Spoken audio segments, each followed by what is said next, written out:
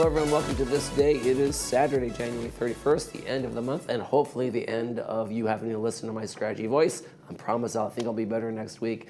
Welcome to the program. I'm Michael Taylor, and we got a great one for you, so let's get right to it. On the show today, Pacific Cardiovascular Associates is going to be here talking with Bree about the latest procedures they have going on over there and things you need to know. And then later in the program, I'll be talking to folks from Broadway Music Lovers Club, Kate Barkley and Lisa Kaplan Center. They're going to be here talking about their their February events, including some love songs appropriate for February that they're going to be talking about in their show coming up. All right, folks, right now, though, we want to keep you informed, and we have two legends, one stage. It is Frank and Barbara, the concert that never was. You got the opportunity to see it right here, though. Some impersonators are going to be in with doing the iconic Frank Sinatra and Barbara Streisand songs. I'm sure they'll have some duets as well. It's going to be Saturday, April 25th. Tickets are available right now, going from $20 all the way up to $30 over at the Performing Arts Center. You can go to the website, tickets.lagunawoodsvillage.com, and order yours via credit card. You can also go to the theater box office and pay by check. Enjoy that. Frank and Barbara together for the first time, I guess. Let's take a check of our weather forecast while we're at it. Oh, there's the orange balloon over there in Irvine. I love that thing. I've actually ridden that. It's kind of scary. Today's not a great day for that, I don't think. Well, maybe it's kind of clear out there, but it's a little warm for me. 78 degrees today, 74 tomorrow as we start to cool off and we get a little bit break in the Santa Ana conditions and a return of the marine influence. We're going to have mid to low 70s for Sunday, Monday, and Tuesday. Then look at that, Wednesday, we warm up just a little bit again, but lots of sunny skies out there. Let's take a look at our sunrise sunset segment. Look at that. Wow. Those are, I don't know what you call those, like paragliders on waveboards? I don't know. Para-wing, okay, in San Diego. Thank you, Fran Conroy, for sending us this picture. Sunrise this morning was 6:47. Sunset tonight is going to be 5:21. Para-wing. There you go. I don't think I would ever do that. If you'd like to send us a picture of a sunrise sunset in our neighborhood, pets, places, or vacation spots, we love to use them. Email us, lagunawoodsvillagetv@gmail.com. Make sure you include your name and where you took the picture, and we will use it in our sunrise sunset segment. Okay, folks, when we come back, Bree's going to be here talking to the folks from Pacific Cardiovascular Associates. Stay with us.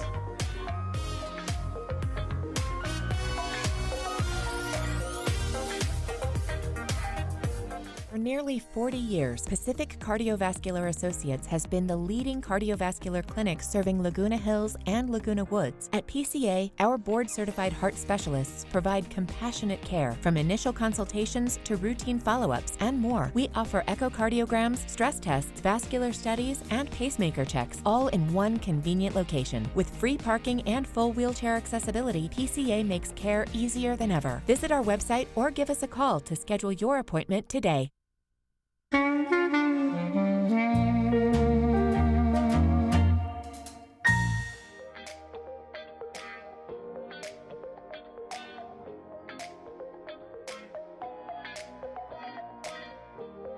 And welcome back to the show, everyone. Joining me today is Pacific Cardiovascular Associates, Dr. Giglu and Scott Ard.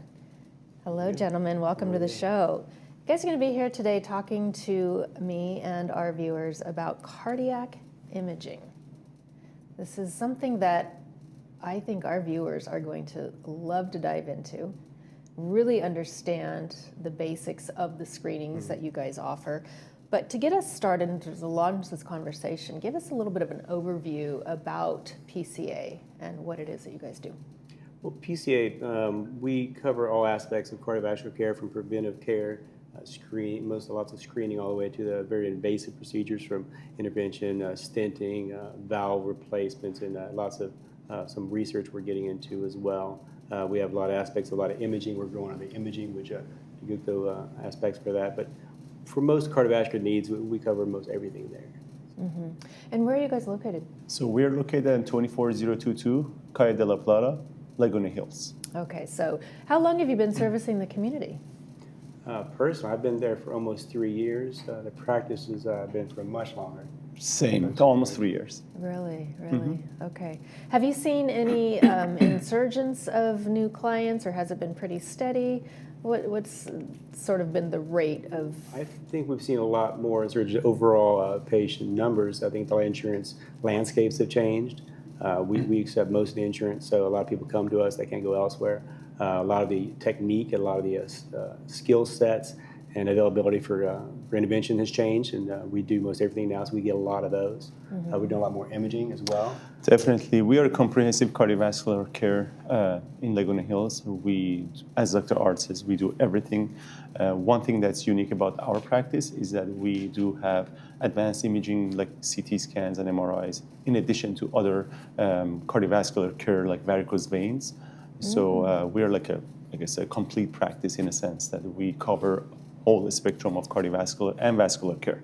And those scans are really helping you as doctors diagnose more accurately, right? Absolutely. In the past, let's say 20 years, there has been so much advancement in the field of cardiac CT scan, which enables us to look at the arteries. We can actually visualize the arteries using a scanner and see if there is any blockage, how much blockage you have, and if there's any need for any intervention. We can use a CT scan to guide us for any intervention. So how does that work? Tell me, if somebody has a sense that something's feeling off, something's not right, do they come to you directly, or do they have to be assigned to come to you? How does that work? That kind of matters in insurance. Certain insurance you can directly refer yourself to us. Certain insurances you have to get referred to us. But nevertheless, it's common for us to have patients that something's wrong. They feel that something's not right. I've been able to do this for my whole life, but now I'm having limitations. And we always tell patients to listen to your body. Don't ever put that aside. Right. And then we start, what has been done, what workup has been done by their primary care doctor, or we'll start from scratch. We listen to the patient and think what needs to be, whether it's a rhythm issue, a vascular issue. And we start doing the expected screening tests, and depending on their pre-test probability of a certain disease pattern, then we start there. And so that's a way for them to determine, are there any blocked arteries? Is there anything that I should be overly concerned with, right? And just sort of take that off the table, right? Because that's those thoughts in the back of your mind when you're unsure. It's like just better get it checked. So the CT scan or the MRI scan, what does that process look like? Is it one of those tubes that everybody's so afraid to get into, myself included? Yes, it's a scanner. CT scan is a fancy X-ray. It is a tube that you go inside. It takes 10 to 15 minutes to do the test. And you can actually visualize the arteries with a very good accuracy, I would say. It's almost as good as an invasive procedure, okay? Really? So back in the day, the stress test that we used to do, it was like an indirect way of visualizing the arteries, but this is a direct visualization of the arteries. Really? And in terms of MRI, again, it's a tube, but MRI can answer other questions, like in terms of what happened to your heart in the past, whether you had an old heart attack, whether you had COVID, whether you had inflammation, or you had some, dangerous valvular or congenital issues. So speaking on that subject of COVID, is there a way to check the heart valves if somebody did have COVID and was predisposed? COVID could potentially cause inflammation in the heart muscle or create a scar in the heart muscle. And the only way to check that is using a cardiac MRI. And if it is found, how can that be treated? So there are different treatments. If it's an active inflammation, there are medications that we can start. But if it's an old inflammation or old finding without any other symptoms, then usually we monitor the patients. Sometimes patients with COVID, they can have arrhythmias or they can have a fast heart rate, and we can put them on some monitoring devices. So depending on the findings on the MRI or the CT scan, we will put the patients on medications or we watch them. Just monitor them. Monitor them. Yeah. And as far as the arteries in the rest of the body, if you're finding any types of blockages, are there medications that can help disperse those blockages? How do you address that? There's not medications per se. We always like to think there's a medication that can just heal this blockage, make the blockage go away. But we find that most blockages, and when you think of peripheral arteries, legs, carotids, and heart, you think about there's association with inflammation. You're thinking about not a ibuprofen inflammation, but inflammation associated with hypertension, diabetes, cholesterol issues, things like that. And then we treat that, whether it's statins or other medications. We look for the blockage themselves for certain screening studies or direct visualization. He mentioned earlier about the CT scans and stuff. Those are great because they allow us a very good visualization of the blood flow and actually imaging, 3D imaging of the coroners without having to do more risk studies or do studies that may miss things. So it allows us to get, for the most part now, we can get almost all the vascular system of the heart from the CT and the MRI, which is nice. And is this super important because do those blockages eventually, could they be released and cause a stroke? Both. Sometimes you can get a slow progression of a single blockage and it causes downflow blood flow issues, occlusion. You can get claudication or pain in your legs and muscle when you exert yourself, or a heart attack or a stroking from the carotid. And we look for all that. And if it was to break off, as you say, like the heart attacks, you'll have a blockage. That blockage breaks off distally, platelets react to it and cause the acute heart attacks. We try to catch that earlier, which can be difficult, but by listening to the patient, certain studies, whether it's high risk or not, and the forward studying and monitoring, we're able to catch a lot of it before it happens, but we also have to catch patients in the hospital where it's happened. But yeah, we know now where to start, and that's part of the screening test, as you mentioned as well. And forgive my naivety, if you do find a blockage, can you surgically remove that? Would that be an option? Surgically remove an option. Blockage usually not an option. Surgeons, they can bypass it. When you hear about heart surgery or carotid, they can bypass it, peripheral and bypass it. From the cardiovascular system, we have options of treating that blockage, because not all blockages need treatment.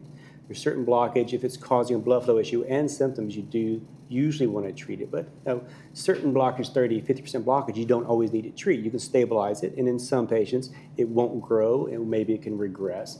But not all blockages are created equal type thing. So just to add something to what Dr. Ard said, so if you have a blockage, the whole field of preventive cardiology and medical management is getting much, much stronger. And I actually came back from a conference from Cedars-Sinai. The treatment of these blockages with these medications are so powerful that you can actually stabilize the plaques and regress the plaques.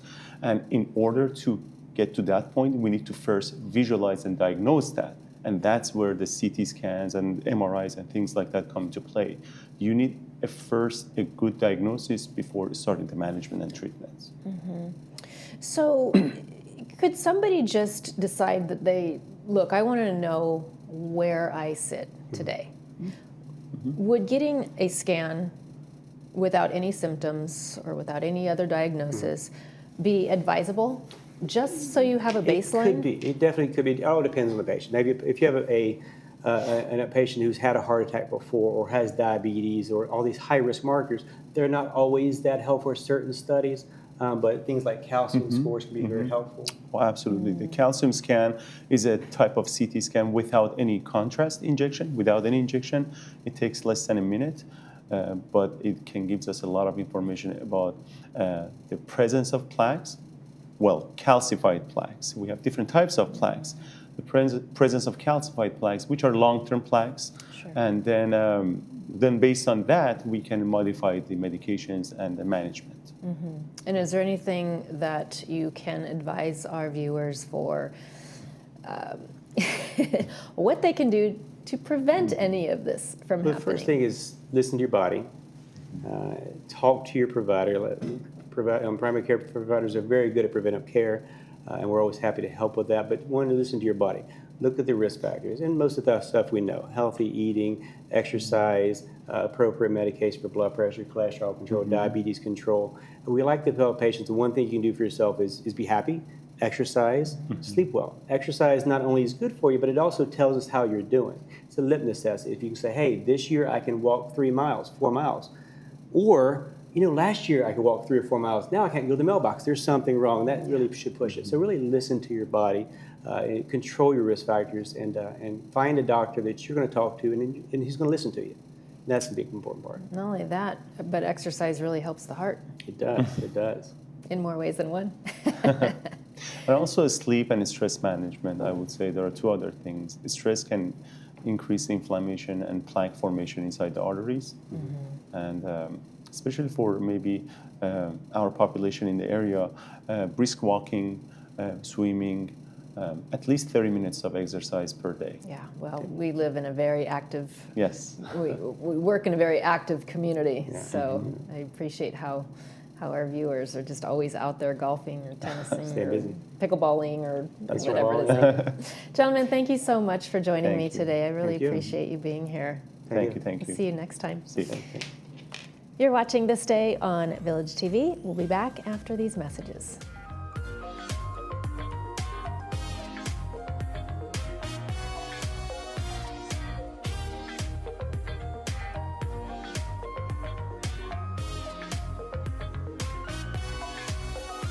Caring Senior Service provides a variety of care services to help seniors age in place. To learn more about how we can help your family, contact us today.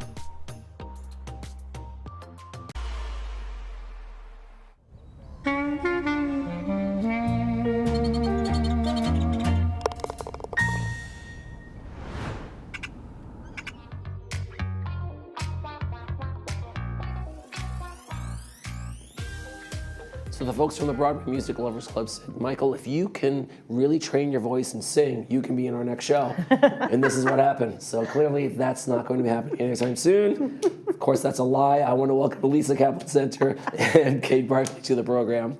Thank you guys for joining us. I'm not going to be singing at your next event. I'm telling you right now. Well, you know what? If you had taken some lessons from us, I then you wouldn't know, have gotten that's- laryngitis. There I it could is. get you there. I knew that was coming.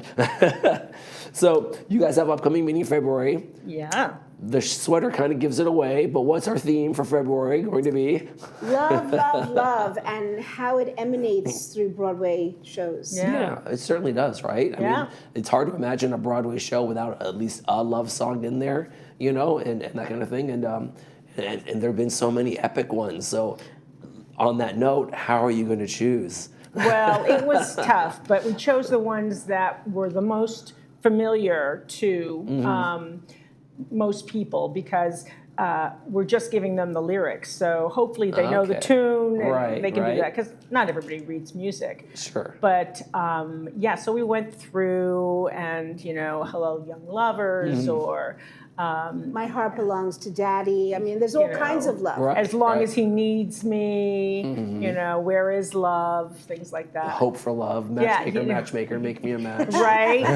But you're hitting something important because really, in almost every Broadway show, there is a love between two people. Right.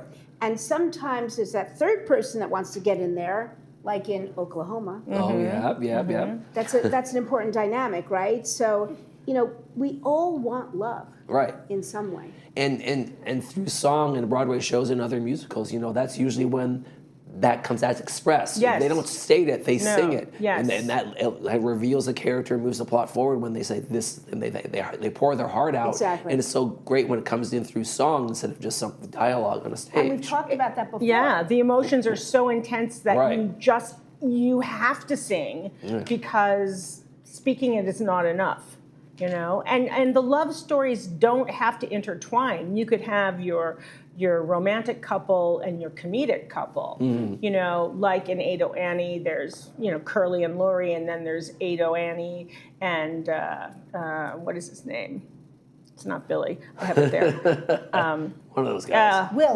Will. There I was you gonna say go. We're Bill. getting older. Oh my God! Because I was thinking of also Julie and Billy in Carousel. Okay. You know, and Carrie Pipperidge and Mr. Snow. So there's always some type of love, but sometimes it's the love of work. Sometimes it's the love of your best friend. You know, that kind of thing. Yeah, I was trying to think of some musicals that maybe don't have a love story in there, like Suffs I saw recently, you know, and Yeah. things like that. I was like, well, did that have a love song? But there was. Actually, no, but But the thing is that women came together. right. Friendships And there's that- developed. there- they there's a had a relationship. purpose. Exactly. Right. Yeah. And you know, women love. That's a strong love. Yeah. You know, so I mean, I That know of my bond, gal that- pal. You know, it's a really important love because we are nurturers. So in that show, Yeah. when those women got up and went, Right. They were showing the love of their purpose for what? Yeah, they And were. they all had a common cause, but then there were Yes. even challenges with those relationships Yes. as the up and comers were facing off the old Absolutely. guard and the relationship dynamics within those women. So Absolutely. it is you see it play out. Maybe it isn't a traditional love song, but there is that relationship that kind of bonds them all and moves it Yes. forward. Yes. And then it's- there's also like the father-daughter love Yeah. in Fiddler. Yeah. Of That course. one song that kills me every time.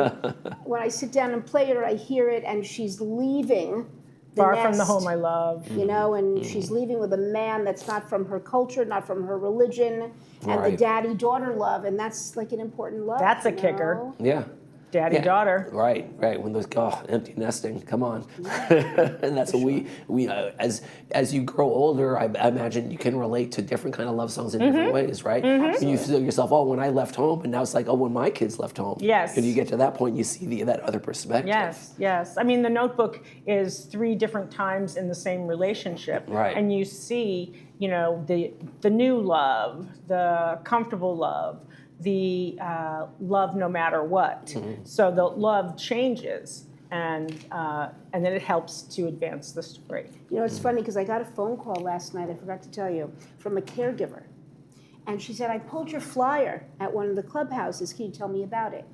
Our club. So I did. And she goes, the person that I care for, she's going to love that. So I want you to know that we've had a lot of people come with their caregivers in wheelchairs, with walkers, because they want to do something. Music touches right. everybody. Yeah. You can just sit in a room and you don't have to sing along. You can just enjoy it and be there in the presence of it. Yeah. And we do a little bit of everything. I mean, if they don't know the song, like one of the songs is a little bit harder, I might say, okay, let me go through it, listen to us sing, or we'll do the first verse. And, Right. People love to learn. We're in Laguna Woods Village, so it's really a wonderful opportunity. Yeah, it's come listen, come sing, come learn. Right. And I imagine in that group environment where everybody's has the same kind of we all love Broadway music, we're all gonna have fun. We all don't have to be the same level. We're just No. gonna enjoy ourselves, right? And people have never been to a Broadway show or New York. We've got those people. Yeah. So they're living vicariously through our once-a-month club because they've never been. They'll be like, I heard about that show. Okay. Or maybe they got the record, the vinyl, because we're of those days in Yeah. vinyl. So it's not I have a cheap record for player. them. Yeah, exactly. Yeah. What is it about kind of having that group sing along that changes the dynamic in terms of the enjoyment of it, or you see it on stage, but then you're doing it, you're kind of living it in the room? Well, music vibrates inside of you. Different, chords and things vibrate inside of you, but it vibrates and touches an emotion. And so they're able to participate, but with everyone there, so it's not as though they're an individual and feeling like everybody's looking at them. So they can participate in something that they may always have loved and just been too shy to do it, but everybody's doing it, so no one's going to look at them. And sometimes I start with some vocalizing and I say, stand up, everybody. And they get up together as a group. Who knows, maybe, from choral, middle school, but they're enjoying it because they're learning something new and there's a lot of people around them. Right. And for some people, when the first time I heard this, and there's that story that comes out, or Yes. the first time I heard it was on the radio, I Yes. saw it in New York, or I saw it at a revival. So it kind of touches everybody from different angles, right? Absolutely. From where you come from what is your, experience. I mean, you may not have as much of a connection to, say, the Notebook because of the health issue that runs through it.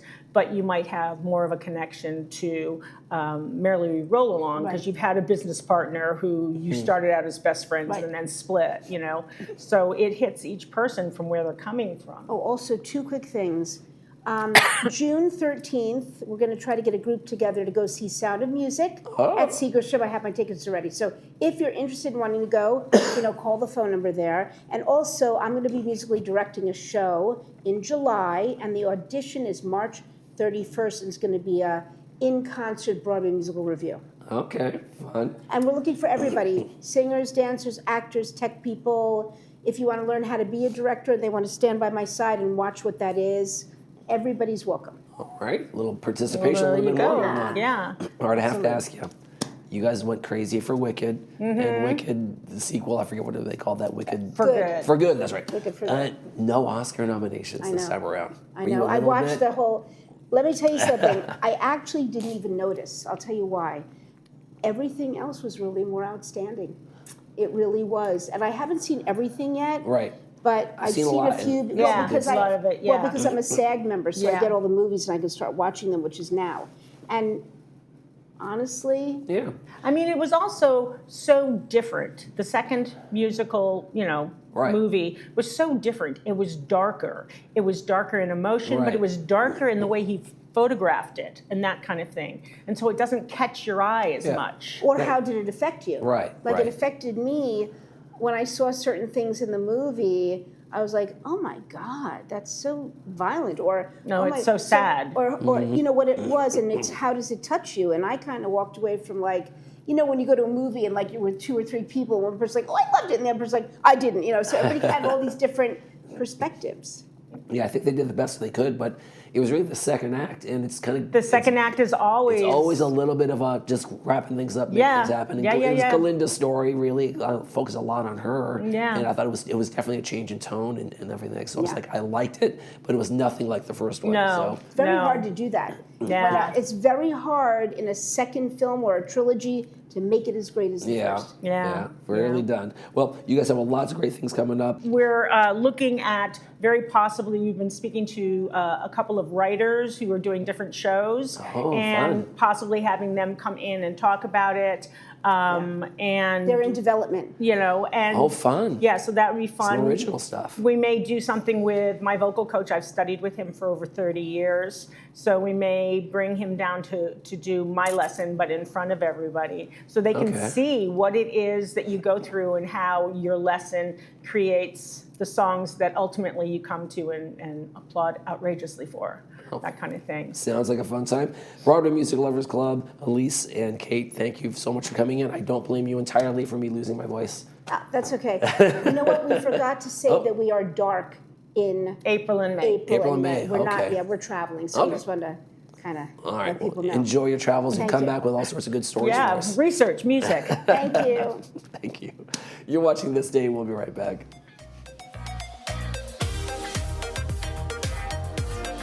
At Petwell Clinic, your local fast relief pet care clinic, there's no waiting days for an appointment. Just walk in when your pet needs care. From the moment you arrive, you'll feel our commitment to openness and service excellence. You remain by your pet's side throughout their visit, and all charges are clearly explained, so there are no surprises at checkout. Serving Laguna Woods Village, we are committed to kind and accessible pet care. Petwell Clinic, your most convenient option for quality pet care.